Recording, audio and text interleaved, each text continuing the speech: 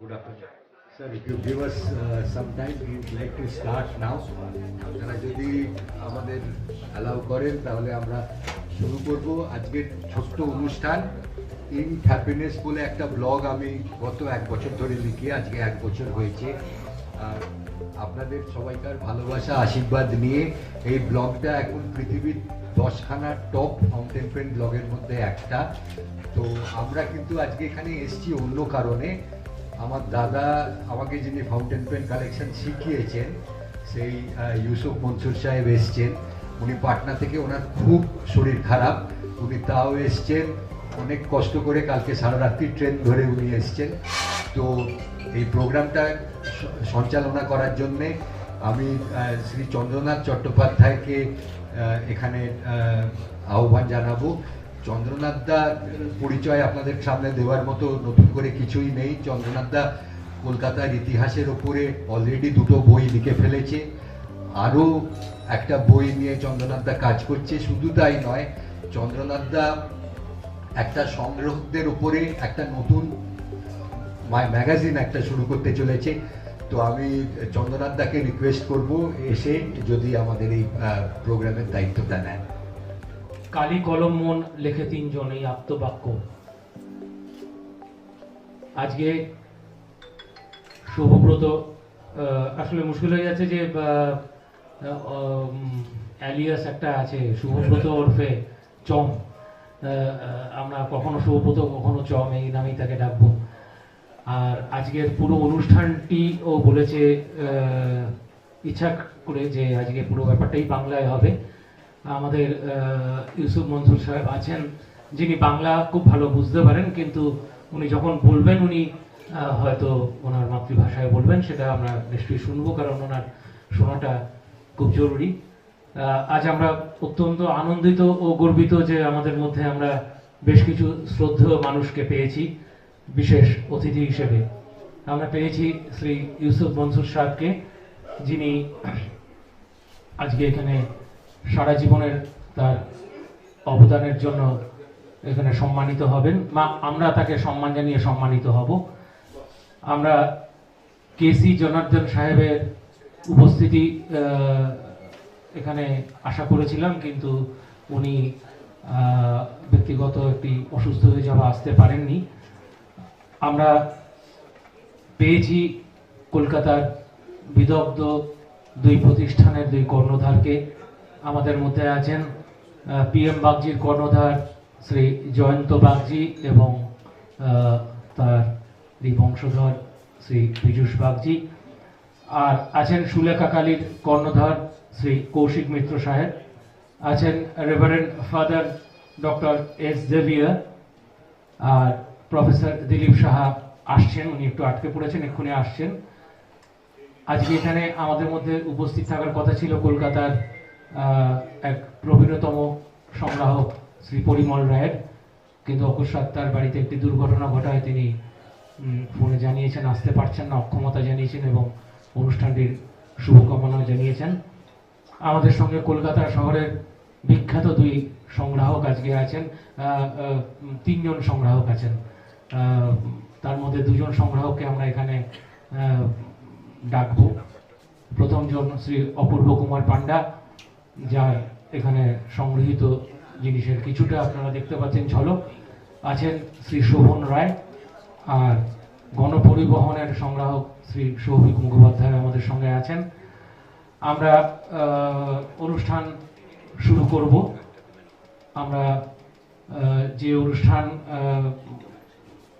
হবে তার প্রাথমিক আমরা ডেকে নেব একজন মানুষকে, তার নাম শুভব্রত গাঙ্গুলি।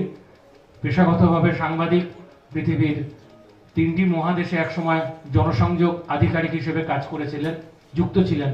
এমনকি অস্ট্রেলিয়াতে কয়লা খনিও পরিচালনা করেছেন এক সময়। সংগ্রাহক হিসেবে নিছক কৌতূহলবশত শুরু করেছিলেন জিপো লাইটার, নেকটাই আর মুখোশ সংগ্রহ করতে। এখনো বোধহয় মুখোশটা পরে থাকেন, সেটা বৌদি বলতে পারবেন ভালো। তবে পরবর্তী ভালোবাসা তার জমে ওঠে ঝর্ণা কলমের সঙ্গে। তার নিজস্ব সংগ্রহে প্রায় 7000 ফাউন্টেন পেন আছে। সংগ্রহের পাশাপাশি সে শুরু করে এই বিষয়ে ব্লগ লেখার। আজকে এই ব্লগেরই তার 1 বছর পূর্তি উপলক্ষে এই অনুষ্ঠান আয়োজিত হচ্ছে। তার লেখা কলমের ব্লগ পৃথিবীর শ্রেষ্ঠ 10টি কলমের ওপর লেখা ব্লগের একটি বলে স্বীকৃত হয়েছে। আরেকটি কথা, শুভব্রত শুধু সেই কলমগুলি নিয়েই ইতিহাস লেখেন যা তার নিজস্ব সংগ্রহে আছে। এটা একটা বিরাট গুরুত্বপূর্ণ দিক একজন সংগ্রাহক হিসেবে। এছাড়াও শুভব্রত ভবানীপুর এডুকেশন সোসাইটিতে কর্পোরেট কমিউনিকেশনের শিক্ষক হিসেবে নিযুক্ত। ওর লেখা ব্লগ ইঙ্কড হ্যাপিনেস আজ 1 বছর অতিক্রম করলো। শুভকামনা জানাই ওর এই মহতি কাজের জন্য। অন্তত পরবর্তী প্রজন্মের কাছে এটা একটা দৃষ্টান্ত হয়ে থাকবে। আমরা ডেকে নেব শুভব্রতকে কিছু বলবার জন্য। আর আপনাদের কাছে আন্তরিক অনুরোধ, নিজেদের কাছে রাখা মুঠো ফোনটিকে দয়া করে সাইলেন্ট মোডে অথবা সম্পূর্ণ নিষ্ক্রিয় করে রাখবেন, কারণ মোবাইলের আওয়াজটা বড্ড বিঘ্নিত করে আমাদের অনুষ্ঠানটিকে। আমরা শুভব্রতকে ডেকে নিচ্ছি তার কিছু কথা শোনার জন্য আর স্বাগত ভাষণের জন্য।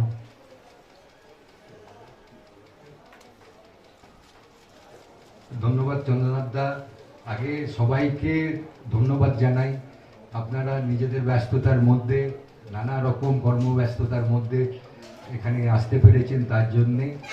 আমি নিজেকে ঠিক কালেক্টর বা সংগ্রাহক বলে আমি নিজেকে ধরি না, কেননা এটা ভীষণভাবেই একটা ভালোবাসার জায়গা থেকে আস্তে আস্তে জিনিসটা এই জায়গায় এসছে, এবং আপনাদের আশীর্বাদে মনে করি যে এটাকে আরও আগে নিয়ে যেতে পারবো। আমার ইচ্ছে একটাই, একটা তো আমি ইউসুফজির কাছে শিখেছি। উনি বারবার বলেন ফাউন্টেন পেন কালেকশনটা ভীষণ একটা এলিটিস্ট জিনিস হয়ে গেছে, এটাকে যতক্ষণ না আমরা সাধারণ মানুষের কাছে নিয়ে যেতে পারবো ততক্ষণ আমরা কেউ কিছুই করতে পারবো না।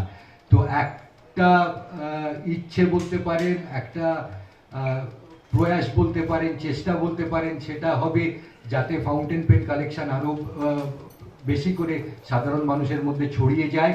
এবং 2 নম্বর, তার থেকেও বড়, যেটা আমার খুব ইচ্ছে এবং খুব মানে আরও বেশি করে কাজ করতে চাই, আপনাদের আশীর্বাদ নিয়ে আরও বেশি অনুপ্রাণিত হয়ে এতে নামতে চাই, যে যাতে করে ছোট ছেলে মেয়েরা আরও বেশি করে ফাউন্টেন পেন দিয়ে লেখে। আজকেই সকালবেলায় ইউসুফজি ভবানীপুর এডুকেশন কলেজে গেছিলেন, ওখানে গিয়ে উনি 25 জন ছেলে মেয়েকে ফাউন্টেন পেন দিয়েছেন, যারা ওখানকার কৃতি ছাত্রছাত্রীদের, যাতে করে ওরা ফাউন্টেন পেন দিয়ে লিখতে পারে। তো আমাদের প্রচেষ্টা হবে আরও ভালো করে, আরও বেশি করে, যাতে ছোট ছেলে মেয়েদের মধ্যে আমরা হাতে লেখা, কলমে লেখা এবং কালির কলমে, ঝর্ণা কলমে লেখার যদি অভ্যাসটাকে আমরা ছড়িয়ে দিতে পারি। আমি বেশি কথা বলবো না, আমার বেশি কথা বলা মানায়ও না। তা এবার আমি আবার চন্দ্রনাথ দাকে ডাকবো যে অনেক অনেক ধন্যবাদ সবাই আসার জন্য। ফাদার এসছেন, আমি মানে আর কি বলবো, ভীষণ খুশি। তো একটাই কথা, এবার চন্দ্রনাথ দা যদি আগে নিয়ে যায় কথা। ধন্যবাদ।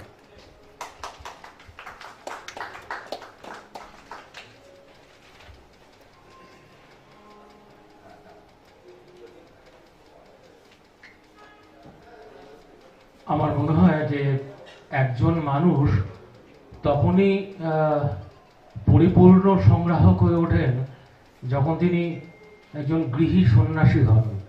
মানে গৃহী সন্ন্যাসী মানে সন্ন্যাস জীবনের যে জিনিসগুলো থাকে সেগুলো যদি নিজের মধ্যে আত্মস্থ করা না যায় তো প্রকৃত সংগ্রাহক বোধহয় হওয়া যায় না। তেমনই একজন মানুষ ইউসুফ মনসুর সাহেব, যিনি পরাধীন ভারতবর্ষে বিহারের প্রথম প্রাইম মিনিস্টার, সেই প্রধানমন্ত্রীর যিনি ছিলেন সেই বংশের বংশধর। সেই ইউসুফ সাহেব তার পেশাগত জীবন শুরু করেছিলেন একজন পেট্রোলিয়াম জিওলজিস্ট হিসেবে। বিদেশের লোভনীয় চাকরি ছেড়ে দিয়ে তিনি সম্পূর্ণ মনোনিবেশ করেন কলম সংগ্রহে। তার নিজস্ব সংগ্রহে প্রায় 10,000 কলম আছে, যা অকল্পনীয়। কলমের ওপর এক চলন্ত অভিধান তিনি। এখন তিনি কলমের সম্পূর্ণ ইতিহাস নিয়ে কাজ করে চলেছেন। পরবর্তী প্রজন্মের কাছে এই ঝর্ণা কলমের লেখার লিগেসিটাকে তিনি বহমান রাখার জন্য আজ সকালেই ভবানীপুর এডুকেশন সোসাইটিতে গিয়ে 25 জন বাছাই পড়ুয়ার হাতে ঝর্ণা কলম তুলে দিয়েছেন। এই কাজকে আমরা কুর্নিশ জানাই, আর তাকে আজ আমরা জীবন স্মৃতি সম্মান জানিয়ে আমরা নিজেরাই সম্মানিত হচ্ছি। আমি মঞ্চে ডেকে নেব ইউসুফ মনসুর সাহেবকে। Sir please. আমাদের এখানে দুজন বিখ্যাত মানুষ আছেন, সুলেখা কালীর কর্ণধার শ্রী কৌশিক মৈত্র সাহেব এবং পিএম বাগজির কর্ণধার শ্রী জয়ন্ত বাগজি সাহেব। আমরা এই দুজন মানুষকে অনুরোধ করব শ্রী ইউসুফ মনসুর সাহেবের হাতে জীবনকৃতি সম্মাননা তুলে দেওয়ার জন্য। আপনারা একবারটি আসুন, পরবর্তীকালে আরেকবার কষ্ট দেব আপনাদের কিছু শোনার জন্য আপনাদের কাছ থেকে। প্রাথমিকভাবে ইউসুফ মনসুর সাহেবকে আমরা সম্মানিত করছি। শুভব্রত, ওনার সম্মাননাটা আনতে হবে তো, একটু ওনাদের হাতে দাও। ওই কৌশিক বাবু এবং জয়ন্ত দা দুজনে একসঙ্গে।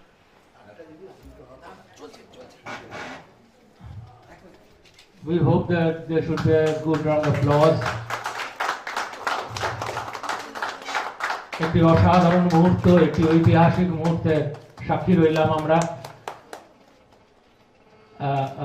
এই পীযূষ ওই দিক থেকে চলে গেলে ভালো হয়, আরেকটুখানি। হ্যাঁ, আরেকবার একটু অ্যাকশন নিতে প্লিজ। হ্যাঁ,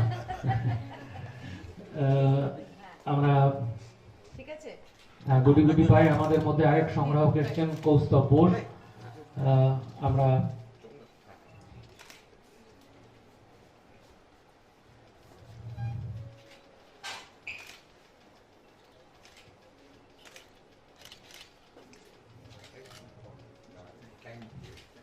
ধন্যবাদ সবাইকে। আমরা সবাইকে আসন গ্রহণ করার জন্য অনুরোধ জানাচ্ছি। আমরা ইউসুফ সাহেব একটু অসুস্থ, ওনার একটা ব্যথা নিয়ে, তাই উনি একটু অনুমতি চেয়েছেন, উনি বসে বলবেন। পুরো ব্যাপারটাই আমরা এবার ওনার মুখ থেকে শুনবো যে উনি কেন কলম ভালোবাসেন, কেন কলমের প্রতি তার ভালোবাসা, এবং আজকে ওনার এই জীবনকৃতি সম্মাননা পেয়ে ওনার কি লাগছে। Sir, if you please share your valuable comments on this occasion and how you are feeling after receiving this achievement. Please be seated.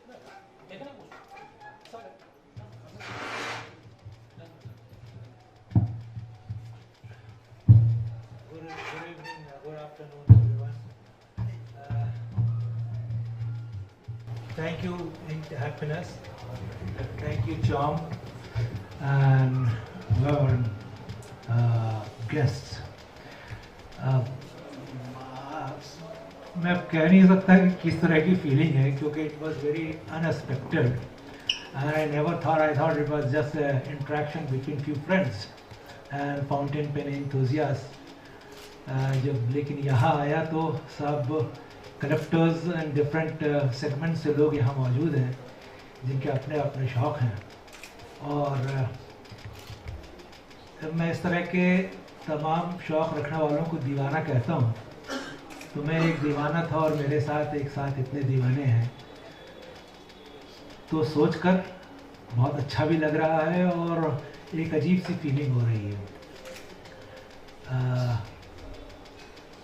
सबसे पहले तो मैं चौम के बारे में ये कहूँ कि हम लोगों की मुलाकात एक एक्सीडेंट था। बेसिकली एक शौक़ था मेरा फाउंटेन पेन कलेक्शन का, और चौम का एक जिद थी कि फाउंटेन पेन को साहब मैं दुनिया तक पहुँचाऊँ। और चौम ने एक ब्लॉग लिखना शुरू किया, इंक्ड हैप्पीनेस, और इस ब्लॉग के बारे में एक फैक्ट है जो लोग यहाँ मौजूद हैं उनके बारे में उनको बताना चाहूँगा कि inked happiness is not just a blog, is the most loved and perhaps most read blog on fountain pen. World wide. तो ये बहुत छोटी सी नज़र आने वाली इनिशिएटिव एक्चुअली अगर आप फाउंटेन पेन के पर्सपेक्टिव में देखेंगे तो इट्स ए ह्यूज वन। वो 1 लाख रीडर का होना फाउंटेन पेन ब्लॉगिंग पे बहुत ही ह्यूज नंबर है।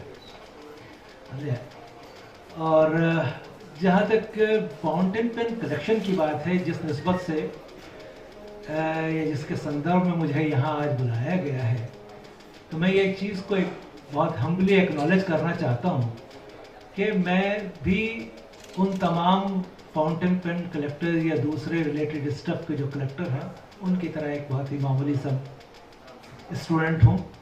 और मैं उन तमाम लोगों को नमन करता हूँ जो ये शौक़ रखते हैं और जिन्होंने फाउंटेन पेन के रिवाइवल में या उसे ज़िंदा रखने में हमने लोगों की मदद की है। और जब सही मानों में ये एक वो लेगेसी है जिसे हम ग्रेजुअली धीरे धीरे भूलते जा रहे हैं। तो कहने को तो सही मानों में चूँकि फाउंटेन पेन से मोहब्बत है, फाउंटेन पेन का एक सिलसिला है जो जारी है, आता रहता है और मैं रखता रहता हूँ, रिस्टोर करता रहता हूँ। लेकिन सही मानों में वो एक प्रोग्रेशन था जिसको मैंने फॉलो किया है, जो लिटरली कल्मिनेट हो रहा है, जहाँ पे कहते हैं कि वो अपनी पीक पे जो पहुँचा है, वही कलेक्शन से ज़्यादा जो अहमियत है मेरी अब फाउंटेन पेन के रिलेशन से और रिलेटेड, वो ये है कि उसका रिवाइवल होना बहुत ज़रूरी है। ये वो फाइन राइटिंग आर्ट है जो लिटरली एक आर्ट फॉर्म बनकर रह गया है, बहुत ही ज़्यादा एलिटिस्ट है। तो चौम या मैं या शुक्ला और भी हमारे बहुत दूसरे साथी हैं जो लाइक माइंडेड हैं और हमें ये लगता है कि इस आर्ट फॉर्म को हमें ज़िंदा रखना चाहिए, कम से कम एक कोशिश करनी चाहिए, ताकि ये लोग ये जो है एक एलिटिस्ट और बहुत ही कहते हैं सीमित क्लास के लिए ना रह जाए, बल्कि इसे वापस इसका रिवाइवल किया जा सके। तो इंड हैप्पीनेस और हम लोग और हमारे बहुत सारे साथी यहाँ सावत प्रोफेसर बैठे हैं, मुझे डॉक्टर साहब, उनसे भी मेरी कलकत्ता के फाउंटेन पेन्स जो मैन्युफैक्चरर हैं उस रिलेशन में हमारी कई बार उनसे भी बातचीत हुई है। तो मुझे ऐसा इनिशियली लगता था कि मैं अकेला दीवाना हूँ, लेकिन जब कलकत्ता के सर्किल में मेरा उठना बैठना हुआ, लोगों से मैं इंटरेक्ट करने लगा, सही मानों में इंटरेक्ट भी क्या कहा जा सकता है, क्योंकि फिज़िकल या इन पर्सन बहुत कम लोगों से मेरी मुलाकात रही, लेकिन जिन लोगों से भी रही उनके पैशन को देख के मुझे ऐसा महसूस हुआ कि अगर हम कोशिश करें तो ये बहुत मुश्किल नहीं है।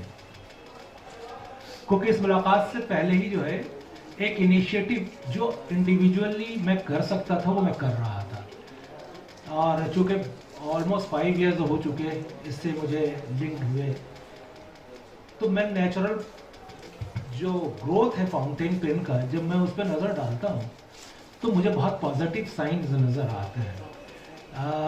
आज से 5 साल पहले तक फाउंटेन पेन का ग्राफ लिटरली डाउनवर्ड था। कुछ स्कूल थे जो बहुत बेसिक पेन्स पे बच्चों को नर्सरी और प्राइमरी लेवल पे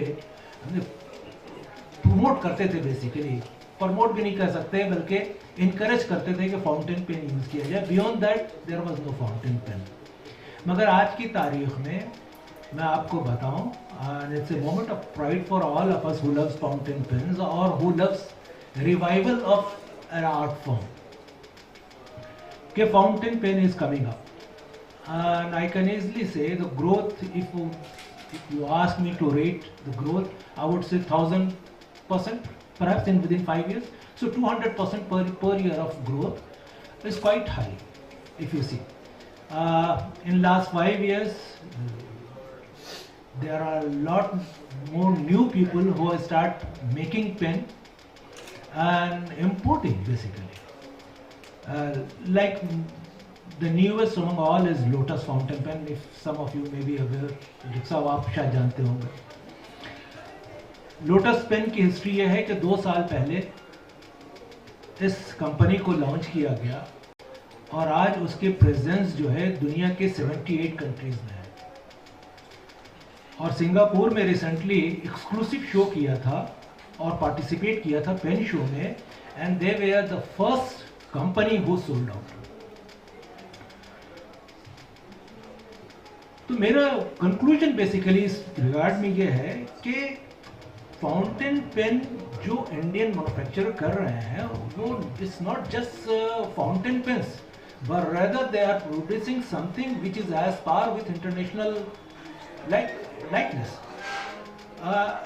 And the advantage is, since we are such in large number, we can afford to have economically viable setup to produce cheaper fountain pens relative to other places like Japan, who makes handmade pens, or Germans or Italians.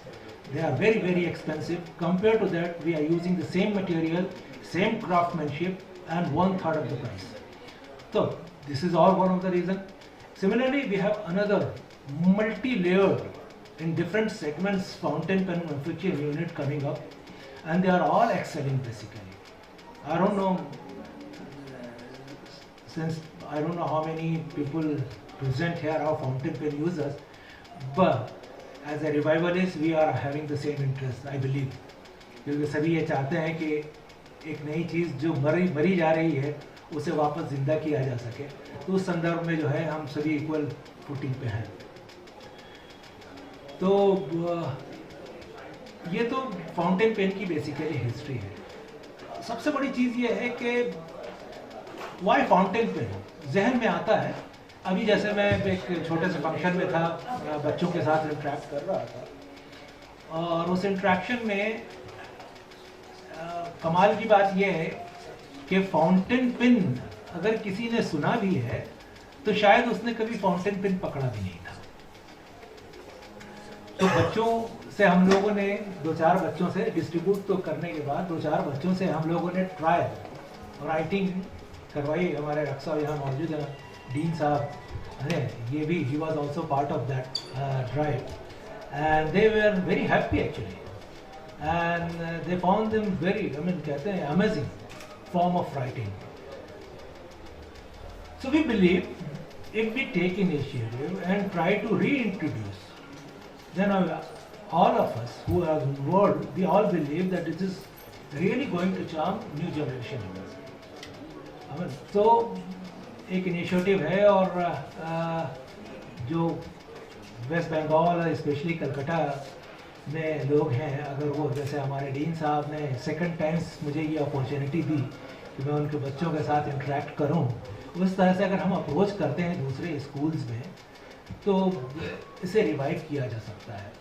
Like Patna में मैं कोशिश कर रहा हूँ, मेरा शहर है, वहाँ के I cannot say I am successful, but confidence building drive है, and people were not even ready to listen to me, now at least they give me, तो एक positive sign है मेरे लिए। Similarly there are a lot more people working elsewhere like in Pune, Bombay, and Delhi also. It's basically growing. Unfortunately the trend is regressive in the sense कि अभी तक जो urban centres हैं हमारे, उनसे ज़्यादा जो स्मॉलर टाउन्स एंड सिटीज़ हैं वो ज़्यादा हीट दे रहे हैं, वो ज़्यादा उनको बातें इस फाउंटेन पेन से समझ में आ रही है। और आप फाउंटेन पेन के सेल का जब ट्रेंड भी देखते हैं तो हम लोगों का जो मेरा अपना एजम्पशन है वो ये है कि छोटे शहरों में लोग ज़्यादा स्ट्राइक कर रहे हैं, और उन्हें लगता है कि हाँ हमने फाउंटेन पेन से लिखा था, तो आज के बच्चों को भी फाउंटेन पेन अगर इंट्रोड्यूस किया जाए तो उनकी हैंड राइटिंग, उनका कंट्रोल बेटर होगा और इम्प्रूव होगा। एक एस्पेक्ट तो ये था जो मैं शेयर करना चाहता था। दूसरा जो बहुत इंपॉर्टेंट एस्पेक्ट है, that is because I am in Calcutta, it's a moment of pride for all Bengalis specially Calcutta. अगर हम अपने फाउंटेन पेन लेगेसी को एक्सप्लोर करते हैं तो कलकत्ता और Calcutta Presidency had the richest legacy.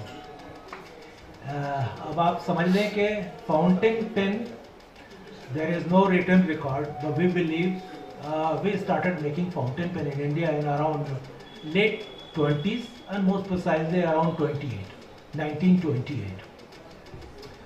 And before that, Calcutta or Calcutta Presidency was the only hub initially who were importing fountain pen and distributing in India, including Madras Presidency and Bombay Presidency. So we were the focal point. Calcutta was the focal point. There was a company, stationery distribution company basically by the name Trill. They used to import pen in 1999 and 2000. I've got a pen of 1900. Those pens were not made in India, but they were distributed on the distributor's name. That was whatever the name, but they used to write Made in Calcutta.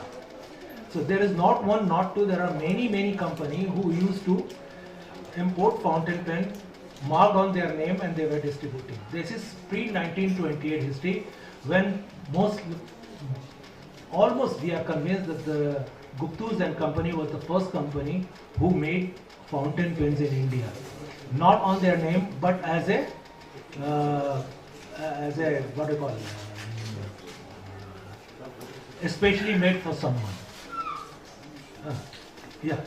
And later they have the regular line of fountain pen as well.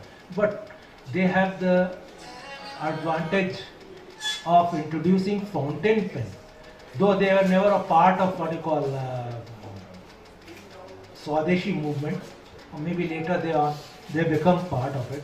But they start making fountain pen for the first time, and they have initiated, and there are others also who made pen around same period or later, around 40. Dhar Brothers, Dash Boral and Company, Ethan Guptu, J.C. Law. J.C. Law never made fountain pen. J.C. Law was in dip pens actually. Yeah, but they were the same family as Bharti. Bharti and Law, they were same family, extended family. Bharti took over to fountain pen and they produced high quality fountain pens. Similarly, at the very same time, around 40, different presidencies start also making fountain pens at different centers. Like Chennai was the hub. Similarly, Hyderabad and Andhra Pradesh, Rajamouli was one of the hubs. And in the western part, Baroda, Gujarat and Bombay was another hub. Even Pune was the hub. So these are, and in the north also, like Varanasi, Shah Brothers, and Muzaffarpur, Kanpur used to make Khemkas Brothers. They were also fountain pen makers in the north. So simultaneously, after the call of Swadeshi, there are a lot of companies established and they start making fountain pens of high quality. These were the companies, even the institutions and the, what do you call, ashrams, like one of the ashram near Agra. They used to make everything Swadeshi, including fountain. Dayal Bagh, yes, Dayal Bagh. They used to produce fountain pen, high quality fountain pen. I have some examples here. Some of you, if you wish, I've displayed. All of them are Indian fountain pen. There are some companies who came up for a shorter period of time. Some just gave an extent. There are only 2 or 3 older companies still remain, who are still in, say from 40 onward, they are still existing and making fountain pens, regardless of the quality. They could have better quality, but they just carried on whatever they had.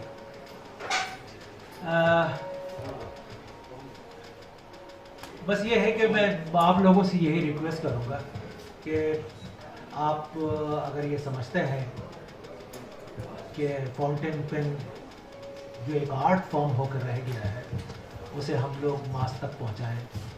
तो जैसे हमारे dean साहब ने अपना वक्त दिया, अपना space दिया, अगर आप लोग भी इंडिविजुअली कोशिश करें तो ये चीज़ बहुत मुमकिन है कि हम लोगों तक दूर तक पहुँच सकें।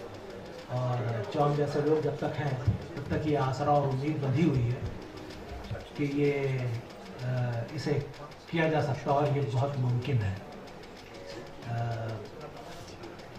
मुझे अब सही मानों में अब समझ में नहीं आ रहा है कि मैं क्या कहूँ। थोड़ा सा अजीब सी फीलिंग हो रही है क्योंकि मैंने एक्चुअली सही मानों में एक्सपेक्ट नहीं किया था। मैंने समझा था कि इंथुजियास्ट होंगे, इंथुजियास्ट के सामने बैठ के मुझे बातें करनी होगी, लेकिन यहाँ तो बहुत डिफरेंट फील्ड के कलेक्टर्स हैं। In our heart we are all equal. ऐसा है, मैं फील करता हूँ कि मैं फाउंटेन पेन से मोहब्बत करता हूँ, तो मुझे मालूम है कि दूसरे लोग जो दूसरी चीज़ों को कलेक्ट करते हैं, हम जो वो भी उतनी ही मोहब्बत करते होंगे।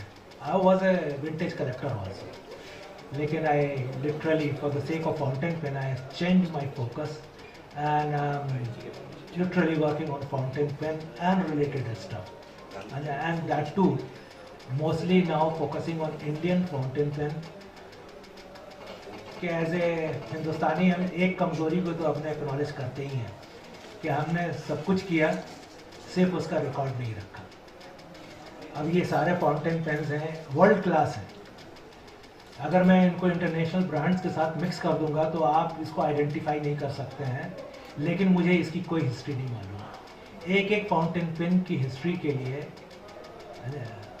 अब आप सोच लीजिए कि एक मैन्युफैक्चरर है, मैं उसकी फैमिली से पूछता हूँ अगर कि आप लोगों ने मैन्युफैक्चरिंग कब शुरू की, तो वो मुझे 15 ईयर्स के जो है रेंज देते हैं, बिटवीन 1925 एंड 40।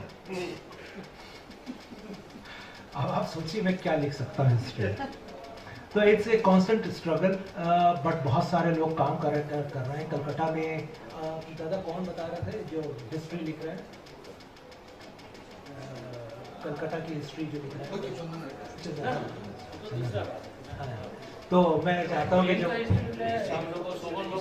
सोहन बाबू हैं, तो जब कलकत्ता की हिस्ट्री आ रही है तो एक हमारा बहुत बड़ा सेगमेंट है फाउंटेन पेन नहीं बल्कि राइटिंग इंस्ट्रूमेंट का।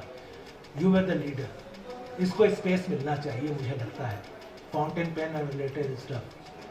इस पे अगर आप कलकत्ता की हिस्ट्री में उसे स्पेस देते हैं, you have the richest history I believe in, कि फाउंटेन पेन या उससे रिलेटेड कोई भी चीज़ें हैं। गुप्तूज was one of the finest of its time. जो भी उसने बनाया, चाहे वो डिप पेन्स हों, चाहे निब्स हों, चाहे उनके फाउंटेन पेन्स हों, they are all world class. Still they are world class, whatever remain we have, they are the best. तो हमारी ऐसी लेगेसी रही है, ऐसी हिस्ट्री रही है, और हिस्ट्री लिखी जाए कलकत्ता की और उसमें उसकी प्रेजेंस ना होनी चाहिए, मुझे ऐसा लगता है। तो I request whoever is writing history of Bengal or Calcutta presidency to include fountain pen and related stuff, and हम लोग अगर किसी काम आ सकते हैं तो I be very please to come forward. जो हमारे पास इंफॉर्मेशन है मैं gladly I love to share basically. So thank you very much for time, and Chanda, I'm really humbled, and just give me such gatherings only, कहते हैं कि strength देती है, so I'm really going to carry forward a lot of energy and resolve to carry on with whatever I'm trying to do. And Shri Dilip Shah মহাশয় তুলে দিচ্ছেন mister Yusuf মনসুরের হাতে। কিন্তু এই ওয়েবসাইটটা কিভাবে তারা ব্যবহার করবেন সেটা, হ্যাঁ সেটা একটু বলে দেওয়া উচিত তোমার। ফাউন্টেন পেন নিয়ে এত কাজ হচ্ছে, এত জন আছেন, এত জন বিদগ্ধ মানুষের সঙ্গে জড়িত, কিন্তু আমাদের যে ফাউন্টেন পেন কমিউনিটি ভীষণভাবে স্ক্যাটার্ড। তো সেই জন্যে আমি একটা প্ল্যাটফর্ম তৈরি করার জন্যে এই ওয়েবসাইটটা একদম নিজের উদ্যোগে একটা তৈরি করেছি। এই ওয়েবসাইটটা সবাইকার জন্যে, এটা কারুর যে কোনো ফাউন্টেন পেন লাভার যারা ফাউন্টেন পেনকে ভালোবাসেন, ফাউন্টেন পেন, কালি, দোয়াত, যে ধরনের লেখন সামগ্রী হোক না কেন, তারা সবাই যাতে একসাথে আসতে পারে সেই জন্যে এই ওয়েবসাইটটা তৈরি করা। এই ওয়েবসাইটটা আপনাদের সবাইকার জন্যে, আপনারা দয়া করে এটা ইউজ করবেন। এর নাম হচ্ছে kolkatapenlovers.com। যে পেনকে ভালোবাসে সবাইকার জন্য এই ওয়েবসাইটটা। Thank you.